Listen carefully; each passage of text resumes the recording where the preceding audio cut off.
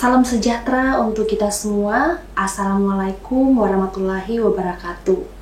Shalom, Om Swastiastu, Namo Buddhaya, salam kebajikan. Perkenalkan, nama saya Catherine Natawira Rindri. Saya sarjana keperawatan, Nurse Master of Science in Nursing in Adult Nursing. Saya merupakan dosen tetap di program studi ilmu keperawatan Fakultas Ilmu Kesehatan Universitas Kristen Satya Wacana. Video ini dibuat untuk keperluan penilaian sertifikasi dosen, PPD UKT-PT, atau pernyataan diri dosen untuk unjuk kerja Tridharma Perguruan Tinggi. Sebagai pendidik, saya mengempu mata kuliah keperawatan gawat darurat baik secara teori, praktek laboratorium, maupun bimbingan praktek klinik rumah sakit. Mata kuliah keperawatan gawat darurat atau Emergency Nursing dengan kode NE401 merupakan mata kuliah wajib keperawatan. Mata kuliah ini disajikan pada tahun ketiga. Mata kuliah ini memiliki total 3 SKS, 2 SKS teori dan 1 SKS praktikum. Keperawatan gawat darurat adalah bidang khusus keperawatan yang berfokus pada pemberian perawatan kepada pasien yang memerlukan perhatian medis segera karena cedera, penyakit akut, atau kondisi yang mengancam jiwa. Semua topik mata kuliah ini akan dilaksanakan dalam waktu 16 kali pertemuan, baik pertemuan teori maupun juga praktikum di laboratorium. Mata kuliah ini dibebankan 3 capaian pembelajaran lulusan, yaitu CPL. CPL pertama yaitu CPL 2, mampu menguasai keterampilan umum pada bidang ilmu keperawatan atau literasi teknologi. CPL kedua yaitu CPL 3, yaitu mampu memahami ilmu keperawatan untuk melakukan asuhan keperawatan berdasarkan pendekatan proses keperawatan. CPL yang ketiga yaitu CPL 4, mampu melaksanakan edukasi dan dengan keterampilan komunikasi dalam asuhan keperawatan dan informasi ilmiah. Mata kuliah ini juga menggunakan media penunjang pembelajaran. Bahan ajar seperti RPS atau silabus, PowerPoint materi kuliah, buku ajar, modul, praktikum, kuis, tugas, dan pengumpulan tugas kami menggunakan flexible learning milik Universitas Kristen Satya Wacana sebagai sarana pendukung pembelajaran mahasiswa. Contoh flexible learning UKSW sebagai berikut. Untuk pembelajaran pre-praktikum, kami juga menyediakan link YouTube yang berisi video-video keterampilan keperawatan gawat darurat yang biasanya digunakan mahasiswa untuk belajar mandiri sebelum praktek secara langsung di laboratorium keperawatan. Berikut salah satu contoh keterampilan keperawatan gawat darurat pada akun YouTube kami. Selain video YouTube, persiapan pre-praktikum, kami juga menyediakan pembelajaran berbasis virtual reality. Berikut contoh tampilan salah satu keterampilan Code Blue pada media virtual reality Eon XR. Untuk presensi, jadwal kuliah, nilai mahasiswa, kami menggunakan sistem informasi akademik Satya Wacana atau siasat KSW. Berikut tampilan siasat mahasiswa UKSW.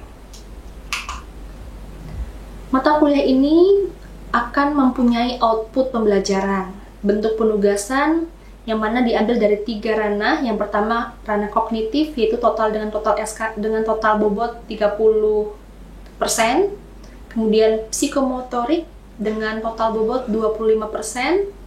Kemudian case-based learning atau project-based learning dengan bobot 45%.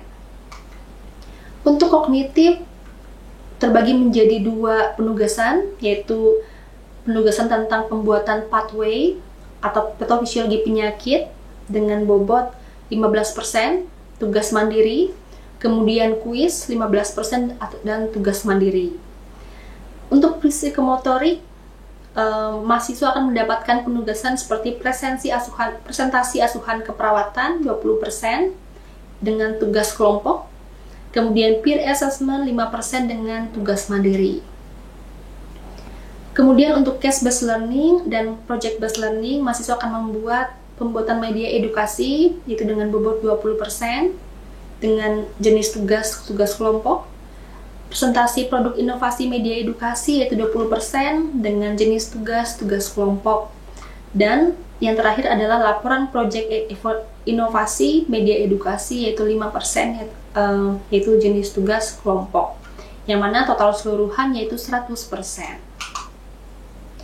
Berikut video pembelajaran di kelas keperawatan gawat darurat yang mana kompetensi yang ingin dicapai yaitu sub-CPMK ke-6. Mahasiswa mampu mendemonstrasikan intervensi keperawatan gawat darurat sesuai dengan standar yang berlaku. Untuk bentuk teknik yang digunakan yaitu case-based learning dengan teknik non-tes yaitu rubrik simulasi pertolongan pertama pasien dalam kondisi gawat darurat dengan kasus cardiac arrest atau henti jantung. Untuk teknik tes yaitu dengan cara quiz. Selamat menyaksikan. Oke, hari ini kita mau belajar lagi tentang cardiac arrest. Jadi materi sebelumnya kan kita sudah belajar tentang teknik kasus-kasus shock, kemudian kasus-kasus trauma dan lain sebagainya. Nah, ini kasus kegawat daruratan khususnya yang non trauma yaitu cardiac arrest, biasanya yang disebut dengan henti jantung.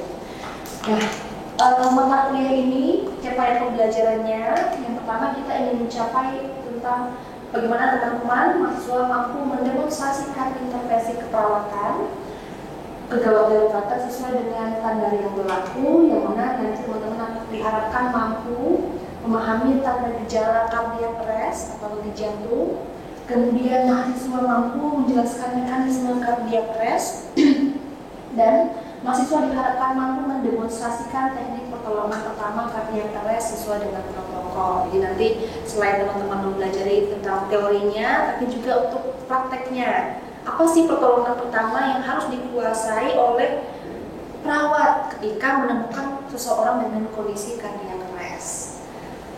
Secara definisi, cardiac arrest itu adalah henti jantung. Bisa dilihat bahwa keadaan darurat medis di mana jantung itu berhenti berdenyut atau kegagalan jantung melakukan kontraksi secara efektif. Nah, penyakit ini juga dapat terjadi karena masalah kelistrikan jantung. Jadi teman-teman kalau menemukan pasien dengan kondisi cardiac arrest itu biasanya karena masalah kelistrikan jantung yang menyebabkan jantung itu gagal untuk memompa darah ke seluruh tubuh. Akibatnya apa? Akibatnya adalah organ-organ penting di tubuh itu mengalami kekurangan oksigen karena jantungnya berhenti untuk memompa darah. Nah, saya mau tanya, di sini apakah ada yang tahu heart attack? Iya, silahkan Pak. Kalau setahu saya sih itu dua hal yang berbeda. Jadi kalau heart attack itu dia terjadi karena ada penyumbatan darahnya, makanya jantungnya itu berhenti berdetak. Kalau cardiac arrest itu dia karena ada masalah kelistrikan di jantung. Good, jawaban yang bagus. Betul. Jadi jawabannya adalah heart attack dan cardiac arrest itu berbeda. Bedanya adalah kalau heart attack atau serangan jantung itu disebabkan oleh penyumbatan pembuluh darah, betul sekali yang disampaikan oleh Pak Fani. Jadi kalau heart attack jantungnya tidak bisa memompa karena darahnya tersumbat. Bisa saja karena penyakit lain, misalnya penyakit gagal nafas dan penyakit-penyakit lainnya yang mana bisa menyebabkan penyumbatan di pembuluh darah jantung. Kemudian cardiac arrest. Cardiac arrest itu adalah masalah kelistrikan jantung. Masih ingat di jantung itu ada dua, yang mana fungsinya adalah sebagai menyalurkan listrik di jantung. Masih ingat anatomi jantung? Oke, masih. Coba kita review ulang ya. Nah, ini ada dua kelistrikan jantung. Yang pertama ada sinoatrial node atau kita singkat dengan SA node. Letaknya itu di bagian atas jantung. Lalu yang kedua adalah atrial ventricular node atau AV node di bagian tengah jantung. Oke, nah ini kita mau lihat nih tanda gejala atau penyebab dari penyakit jantung itu sendiri atau henti jantung. Penyebabnya ada dua, teman-teman. Yang pertama, penyebab eksternal. Penyebab eksternal ini artinya adalah penyebab yang terjadi karena masalah yang bukan karena jantungnya. Misalnya, kekurangan oksigen akut seperti henti nafas. Nah, henti nafas misalnya gagal nafas atau seperti misalnya sumbatan jalan nafas dan juga inhalasi asap. Khususnya pada pasien-pasien trauma, kecelakaan yang mana disebabkan oleh tidak dapat masuknya oksigen ke dalam tubuh. Berikutnya adalah kelebihan dosis obat. Nah, dosis obat itu juga terpengaruh. Ada obat-obat tertentu yang mana dia sangat mempengaruhi kinerja jantung. Salah satu contohnya adalah dikitas atau digoxin. Kemudian ada quinidin, antidepresan, disiplin, propoxifen, adrenalin dan juga isoprenalin. Nah, beberapa jenis obat-obatan ini yang mana kalau dosisnya terlalu tinggi, efeknya adalah menyebabkan henti jantung. Kemudian ada gangguan asam basa atau elektrolit. Jadi kalau misalnya pasien dengan gagal ginjal atau hipo atau hiperkalemia itu sangat berisiko. Sehingga teman-teman kalau menemukan kasus pasiennya trauma, tapi kok tiba-tiba tidak sadar, cek. Jangan-jangan pasiennya mengalami shock, yang mana resikonya adalah ke cardiac arrest atau henti jantung. Kemudian refleks vagal, anestesi dalam pembedahan. Jadi pasien-pasien post anestesi, post pembedahan itu bisa mengalami henti jantung karena efek anestesi, yang mana itu menyebabkan jantung ini lemah, tidak mampu memompa darah, sehingga jantung mengalami kegagalan untuk berfungsi. Oke, kita lihat faktor internal. Nah, faktor internal itu yaitu dari jantungnya sendiri. Biasanya terjadi pada pasien-pasien dengan penyakit jantung. Paling umum itu terjadi pada pasien dengan jantung koroner. Nah, itu biasanya terjadi kematian jaringan jantung karena pembuluh darah jantungnya itu mengalami penyumbatan, sehingga jantungnya mengalami kematian jaringan. Kemudian kardiomiopati, jadi itu penebalan dinding jantung sehingga jantungnya itu membengkak. Lalu cacat jantung bawaan memang punya masalah, mungkin sejak lahir itu sudah ada masalah sehingga menyebabkan jadinya cacat bawaan jantung. Kemudian penyakit jantung koroner dan penyakit katup jantung. Katup jantung, jadi masih ingat ya bagian-bagian jantung yang mana katup-katupnya itu juga kalau bermasalah itu resikonya kegagalan organ jantung untuk berfungsi, gagal untuk menutup tiap ruangan yang ada di jantung.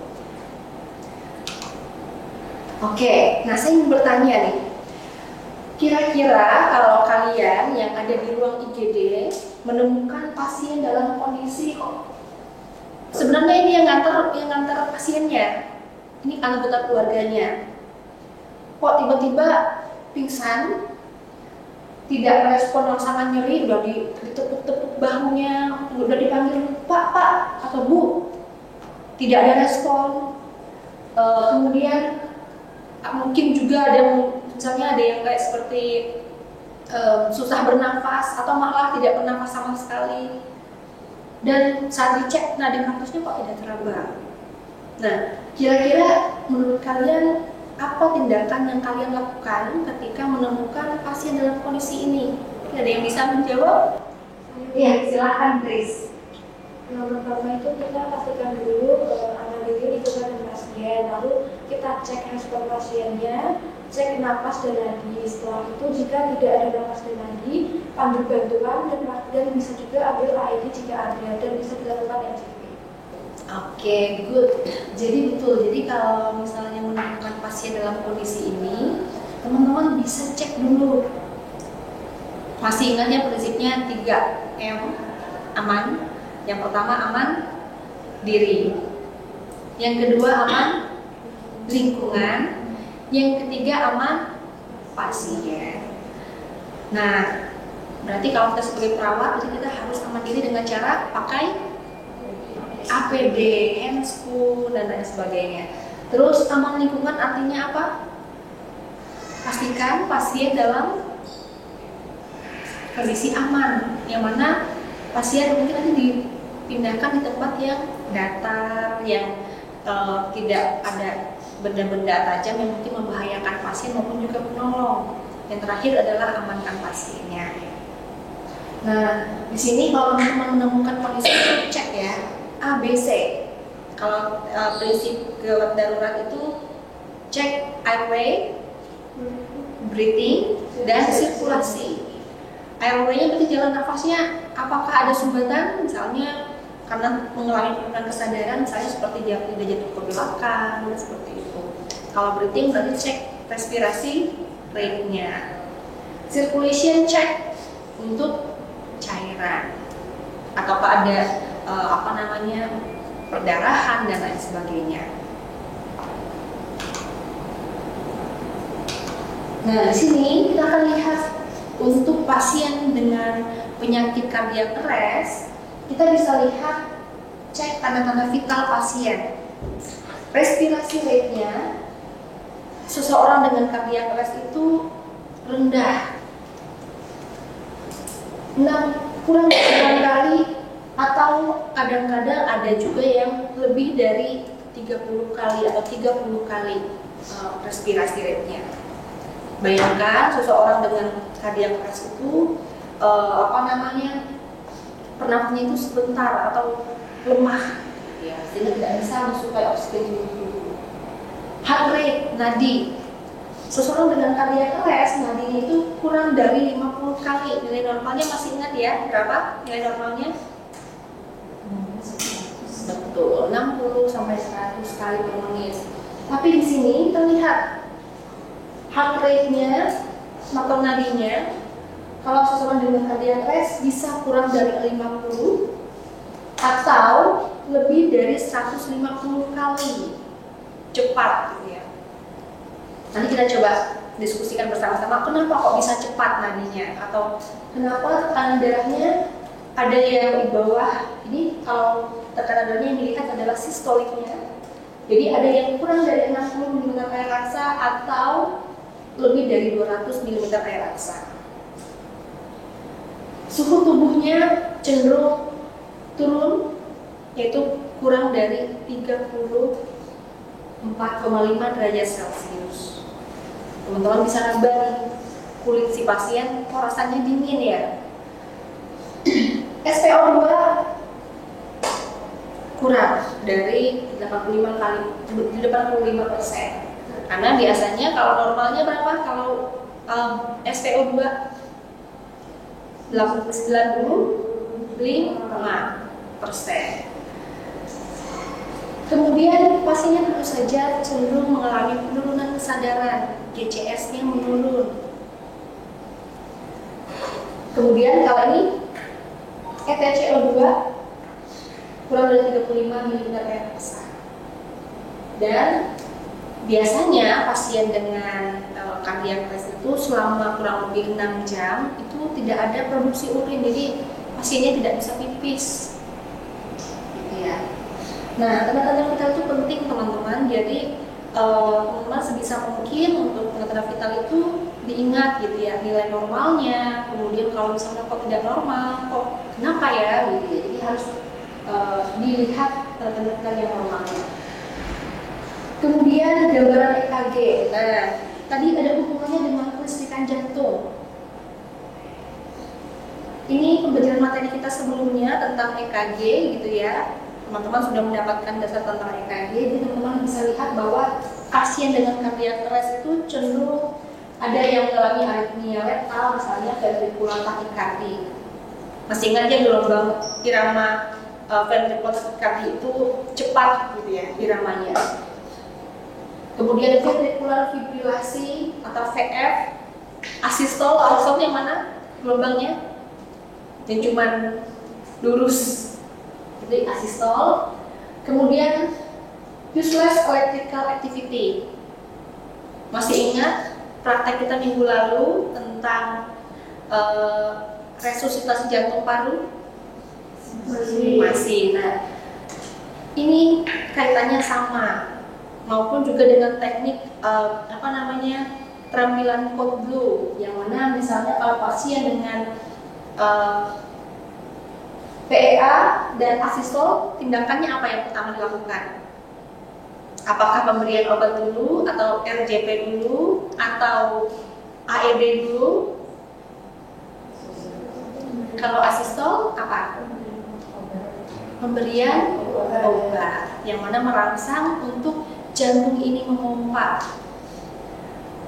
Kemudian kalau ventricular tachycardia dan ventricular fibrilasi, kemarin kita lakukan apa? Kalau misalnya pasien kok ada gelombang ini muncul, ada yang mencoba menjawab? Ya, oke. Saat kita lakukan tindakan, kalau misalnya menemukan pasien dengan VF atau VT, kita lakukan pemberian AED, jadi defibrilasi, berikan shock jantung. Kemudian pasien bisa saja mengalami arrhythmia mayor, atau misalnya AV block derajat 2 tipe 2, atau AV block total, takikardi atau bradyarrhythmia, kemudian SVT maupun juga VS simptomatik. Jadi beberapa irama jantung ini cenderung sering kali muncul pada pasien dengan cardiac arrest. Nah, di sini tentang diagnosa keperawatan. Kira-kira diagnosa keperawatan untuk pasien dengan cardiac arrest ini apa yang muncul? Misalnya untuk diagnosa utamanya, ada yang mencoba menjawab? Ya, silahkan, Marisa. Gangguan sirkulasi spontan. Oke, coba kita lihat. Betul, jadi untuk pasien dengan cardiac arrest itu cenderung mengalami yang namanya gangguan sirkulasi spontan. Kira-kira kenapa ya kok pasiennya mengalami gangguan sirkulasi spontan? Jadi jantungnya berhenti, sehingga yang terjadi adalah tidak bisa mensuplai oksigen seluruh tubuh, sirkulasinya terganggu. Nah, tindakannya kira-kira apa ya kalau misalnya kalian menemukan pasien dengan cardiac arrest? Ada yang ingin mencoba menjawab?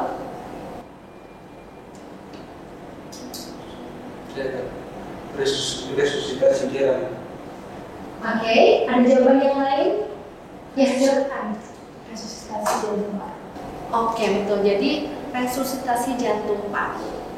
Jadi kalau teman-teman menemukan kondisi itu, kalau menemukan kok nadinya tidak teraba, langsung melakukan tindakan RJP.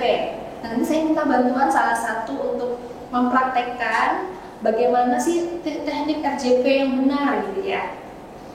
Oke. Siapa di sini yang mau mencoba untuk pertolongan pertama kalau misalnya pasiennya itu mengalami henti jantung? Oke, bagus. Silahkan Kristen maju ke depan. Nah, di sini saya sediakan pentong. Nanti Kristen akan coba contohkan bagaimana pertolongan pertama untuk pasien dengan henti jantung, yaitu resusitasi jantung paru. Oke. Nah, jadi kalau misalnya teman-teman lakukan RJP, kalau misalnya menemukan pasien pertama kali, lakukan teknik tadi 3 aman. Lalu setelah itu cek respon pasien dengan menepuk-nepuk bahu. Panggil namanya, jadi harus selamat. Halo Pak. Oke, halo Pak. Nah, lalu berikutnya adalah cek apa? Airway, breathing. Berarti cek nafas dan juga nadi. Oke, gimana coba contohkan teman-teman? Cek nafas. Mungkin itu tekniknya. Kita hitung sekali lagi ya. 1, 2, 3. 1, 2, 3, 4, 5, 6, 7, 8, 9, 1, 1, 2, 3, 4, 5,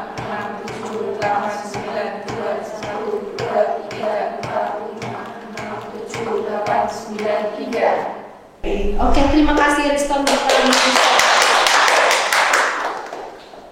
Oke. Sebelumnya silahkan salah satu dari kalian bisa menyimpulkan apa sih pembelajaran kita hari ini. Ada yang coba memberikan kesimpulan untuk kita pembelajaran hari ini? Oh, silahkan Laura. Baik, terima kasih Kak Neca sudah menjelaskan dari awal sampai tadi. Kalau yang saya dapat itu, tadi kan kita belajar terkait kardiak arrest atau henti jantung. Nah, henti jantung ini itu bisa terjadi karena adanya masalah kelistrikan di jantung yang menyebabkan jantung itu tidak dapat memompa dengan normal atau biasa disebut dengan aritmia. Ini itu biasanya itu menyebabkan jantung tidak bisa memompa darah ke seluruh tubuh, misalnya ke otak, ke paru-paru, dan ke organ tubuh lainnya. Terus tadi yang saya dapat itu henti jantung ini tuh disebabkan oleh dua faktor internal dan faktor eksternal. Kalau faktor internal sendiri itu misalnya contohnya cacat jantung bawaan seperti itu. Kalau yang eksternal itu tadi ada kekurangan oksigen akut, itu biasanya disebabkan oleh henti nafas. Nah, biasanya kita dapat menyebut henti jantung ini itu kenapa itu dapat dilihat karena misalnya seseorang itu kehilangan kesadarannya, lalu saat dicek itu nadinya tidak teraba seperti itu. Oke, terima kasih. Tepuk tangan.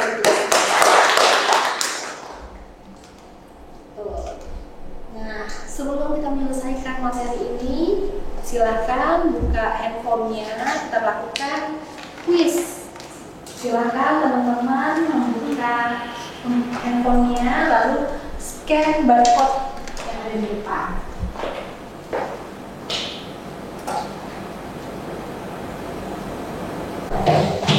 Oke, silakan bergabung. Udah bergabung semua? Sudah. Oke, kita mulai sama-sama untuk quiznya. 1, 2, 3.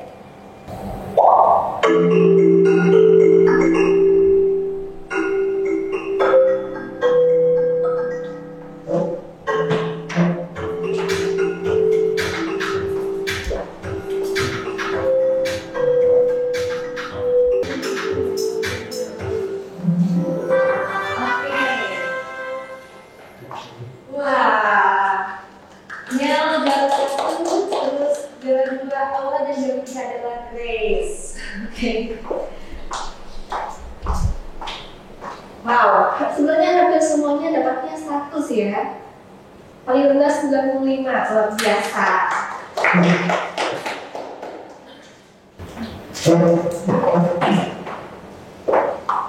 Nah, materi hari ini sudah selesai. Jangan lupa nanti pelajari kembali materi sebelumnya ataupun materi ini. Jangan lupa juga pelajari untuk materi pertemuan kita berikutnya. Jangan lupa juga untuk mempelajari materi khusus untuk praktikum yang akan dilakukan di hari Rabu. Oke, sudah. Selamat pagi semuanya. Terima kasih.